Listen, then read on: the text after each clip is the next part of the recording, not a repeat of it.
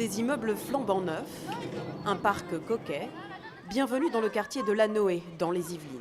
Une cité métamorphosée, car il y a 20 ans, Lanoé, c'était ça. Une banlieue chaude, secouée par des émeutes d'une rare violence. Dégradation, immeubles insalubres, 100% de HLM. Mais aujourd'hui, le paysage a bien changé. Seulement quelques mètres séparent les logements sociaux des logements traditionnels. Une transformation qu'a vécue Mohamed, un natif du quartier. Il y a pas mal de personnes de l'extérieur qui sont venues habiter ici. Donc ça se mélange pas mal avec les gens du quartier, donc avec les HLM, les anciens HLM. Et donc tout le monde se mélange, que ce soit les enfants ou les parents. D'ailleurs, ils sont tous dans la même école. Dans un HLM rénové, ce jeune couple d'actifs est venu s'installer l'été dernier. Il y a quelques années, c'était tout simplement inenvisageable.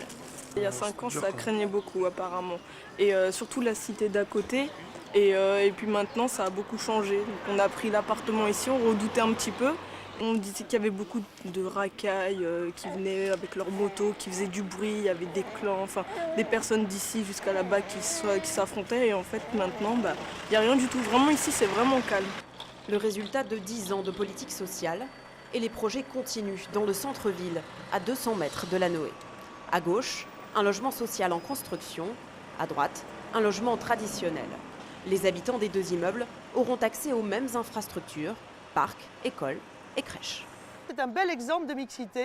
Des gens du quartier sans doute qui achètent et qui deviennent propriétaires, des propriétaires qui viennent des collectivités, des villes d'à côté, et puis des gens qui restent dans le logement social, même si c'est des populations plus âgées, mais qui participent de cette mixité de logements. Parce que je crois que l'avenir du logement social, ça n'est pas de ne plus en faire dans les villes où il y a plus de 50%. C'est d'en faire différemment, c'est d'en faire par petites unités, là où on construit du logement privé. Cette politique a porté ses fruits. Des dizaines de logements privés sont sortis de terre en quelques années. Les promoteurs ont fini par venir, attirés par un nouveau marché, une nouvelle population.